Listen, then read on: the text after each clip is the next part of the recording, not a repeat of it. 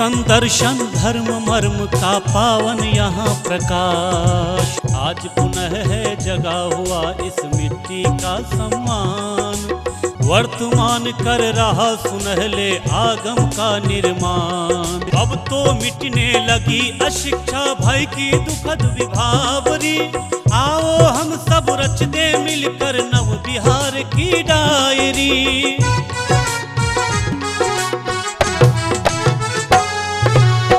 नमस्कार, Bihar video diary में आपका बहुत बहुत स्वागत है।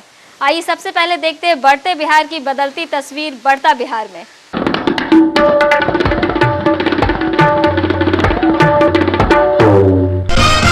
दुग्ध उत्पादकों के उत्थान के लिए राज्य सरकार विशेष सहायता देगी। उनके कारोबार बढ़ाने के लिए पूंजी भी उपलब्ध कराई जाएगी। सचिवालय में 1034 सचिवालय सहायक की नियुक्ति को राज्य सरकार ने दी मंजूरी। शीघ्र ही नियुक्ति प्रक्रिया शुरू होगी। मंत्रिमंडल ने बिहार प्रशासनिक सेवा संवर्ग के 77 पदाधिकारियों को अपर समाहर्ता कोटि से संयुक्त सचिव में प्रोन्नति देने के प्रस्ताव को किया मंजूर। सैप जवानों का मानदेय 10,000 से बढ़ाकर 12,000 करने और उनकी उम्र सीमा 45 की जगह 47 वर्ष करने के प्रस्ताव को कैबिनेट ने दी मंजूरी। जूनियर कमीशन्ड ऑफिसर की उम्र सीमा 50 की जगह 52 वर्ष होगी और उन्हें अब मिलेंगे मासिक 15,000 रुपए। पूर्व में नियुक्त 1150 सैप, 100 जेसीपी और 400 रसोइये के कॉन्ट्रैक्ट को वर्ष 2010-11 के लिए बढ़ाया गया। मंत्रिमंडल ने bill and Melinda Gates foundation के साथ स्वास्थ्य और पोषण के क्षेत्र में सहयोग के लिए समझौता को दी मंजूरी। मानव संसाधन विकास विभाग राज्य के वित्त रहित डिग्री कॉलेजों के लिए शीघ्र ही 17 करोड़ रुपयों का अनुदान देगा। इसके साथ ही वित्तीय वर्ष 2008-9 के लिए दिए गए 37 करोड़ रुपए शीघ्र बांटने का भी दिया निर्देश। राज्य कर्मियों को 8% अतिरिक्त महंगाई भत्ता देने के प्रस्ताव को कैबिनेट ने दी मंजूरी। अब उन्हें 27 की जगह 35% डीए मिलेगा। सूबे में विकास का जायजा लेने के लिए मुख्यमंत्री नीतीश कुमार 28 अप्रैल से विश्वास यात्रा पर निकलेंगे। आइए देखते हैं राज्य सरकार द्वारा किए जा रहे विकास कार्यों को प्रगति बिहार में।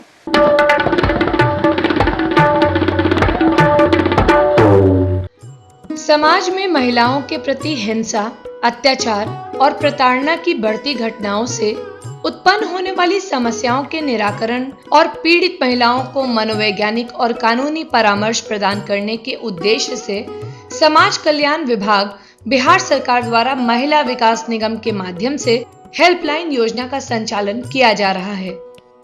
जिला पदाधिकारी की अध्यक्षता में हेल्पलाइन पीड़ित महिलाओं को कानूनी और चिकित्सीय सहायता प्रदान करने के साथ साथ प्रशिक्षित सलाहकार द्वारा मनोवैज्ञानिक सलाह दी जाती है।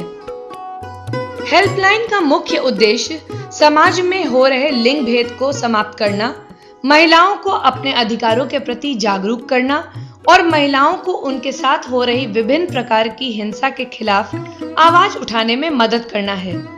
पुलिस थानों में हिंसा के विरुद्ध प्रथम सूचना रिपोर्ट दर्ज कराने में हेल्पलाइन मदद करता है। दहेज प्रताड़ना से पीड़ित महिलाओं को हेल्पलाइन द्वारा सहायता दी जाती है।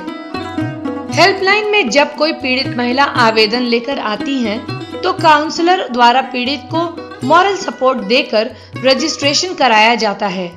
उसके बाद प्रतिपक्षी को नोटिस भेजकर हेल्पलाइन में बुलाकर उनका भी पक्ष लिया जाता है। कुछ दिन बाद आवेदक और प्रतिपक्षी को संयुक्त मीटिंग के लिए बुलाया जाता है। मामला नहीं सुलझने पर 2-4 तारीख भी दिया जाता है। इन सभी प्रयासों के बाद भी मामला नहीं सुलझता है तो मामले को थाना या कोर्ट में भेज दिया जाता है। कोर्ट में कानूनी सहायता के लिए हेल्पलाइन द्वारा अधिवक्ताओं का एक पैनल बनाया गया है जो पीड़ितों को मुफ्त कानूनी सहायता प्रदान करते हैं। अगर पीड़ित जरूरत से ज्यादा गरीब होती हैं, तो हेल्पलाइन केस लड़ने के लिए पैसा भी उपलब्ध करवाती है। राज्य में प्रत्येक जिले में हेल्पलाइन की स्थापना की जा रही है। हेल्पलाइन द्वारा महिलाओं पर हो रहे अत्याचार के विरुद्ध लड़ने की एक सक्रिय कोशिश की गई है। इसके कार्यान्वित हो जाने से अब तक हजारों महिलाओं को मदद मिल चुकी है।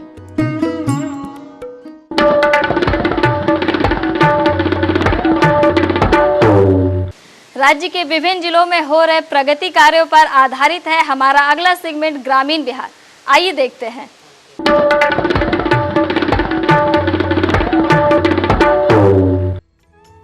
राज्य सरकार ने यूनिसेफ के सहयोग से हाजीपुर सदर अस्पताल में नवजात शिशु गहन चिकित्सा इकाई की स्थापना की है। इस गहन चिकित्सा कक्ष में 28 दिन से कम उम्र के शिशु जो बीमार या कम वजन के हैं, उनकी बेहतर देखभाल की जाती है, जिससे कि वह पूर्णतः स्वस्थ हो सकें। अप्रैल 2008 में राज्य की पहली नवजात शिशु गहन चिकित्सा इकाई हाजीपुर में शुरू हुई। अब अन्य जिलों में भी इसकी स्थापना हो रही है। राज्य सरकार पूर्णतः अपने संसाधनों के द्वारा हर जिले में ऐसी इकाई शुरू कर रही है।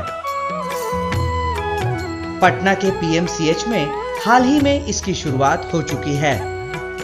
इन इकाइयों के शुरू हो जाने से नवजात शिशुओं के मृत्यु दर में काफी गिरावट आएगी। हाजीपुर में 12 बिस्तरों वाली इकाई देश के जाने माने अस्पतालों के स्तर की सेवाएं प्रदान करती है। इस सरकारी अस्पताल में यह सुविधा सभी के लिए मुफ्त उपलब्ध है। हम लोग के यहाँ बच्चा आया जिसका मतलब वेट कम से कम 600 ग्राम 700 ग्राम 1 kg का, इस टाइप के भी बच्चे आए हैं और सब अच्छे होकर के और यहाँ से मतलब पूरे हेल्दी वेल्दी होकर के गए हैं। नवजात शिशु गहन चिकित्सा इकाई के शुरू हो जाने से जिला से लेकर प्रखंड स्तर तक नवजात शिशुओं को बेहतर सेवाएं मुफ्त उपलब्ध होगी और दूर दराज के लोग भी अब सरकारी अस्पतालों में अपने शिशुओं के लिए बेहतर स्वास्थ्य सेवाओं का लाभ उठा सकेंगे। हर बार की तरह इस बार भी हम आपकी मुलाकात करवाएंगे एक बिहारी प्रतिभा से अपने अगले सेगमेंट बिहार प्रतिभा में।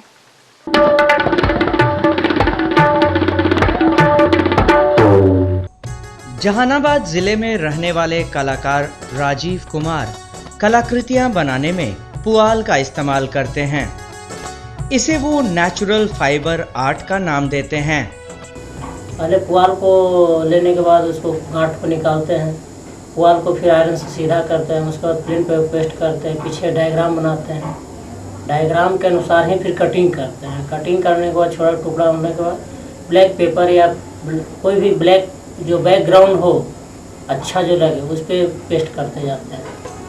बेकार पड़ी पुआल को काट काट कर उसकी कलाकृति बनाने वाले राजीव को उद्योग विभाग बिहार सरकार द्वारा 2007-08 में सर्वश्रेष्ठ शिल्पकार का पुरस्कार प्रदान किया जा चुका है।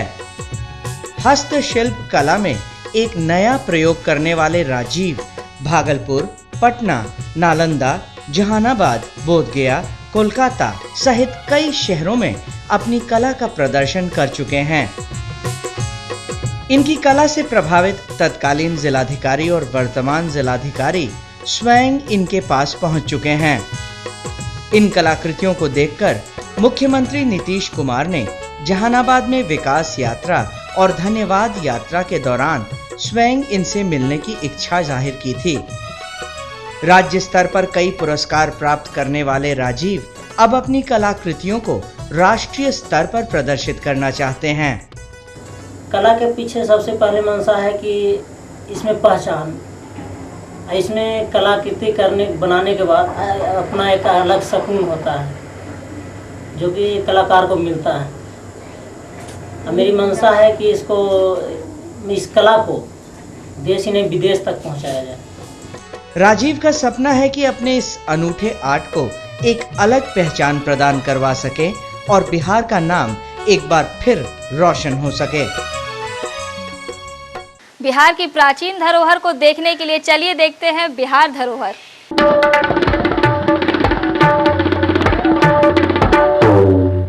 रोहतास जिले में सासाराम के पास राष्ट्रीय राजमार्ग 2 पर पहाड़ों के बीच अवस्थित है एक प्राचीन मंदिर जिसे मां तारा चंडी धाम के नाम से जाना जाता है। तारा चंडी धाम भारत के 51 शक्तिपीठों में से एक है जो धार्मिक दृष्टि से हिंदुओं के लिए अति महत्वपूर्ण माना गया है। धार्मिक महत्ता के साथ साथ पर्यटकों के लिए इसकी अनुपम प्राकृतिक सुंदरता देखने लायक है।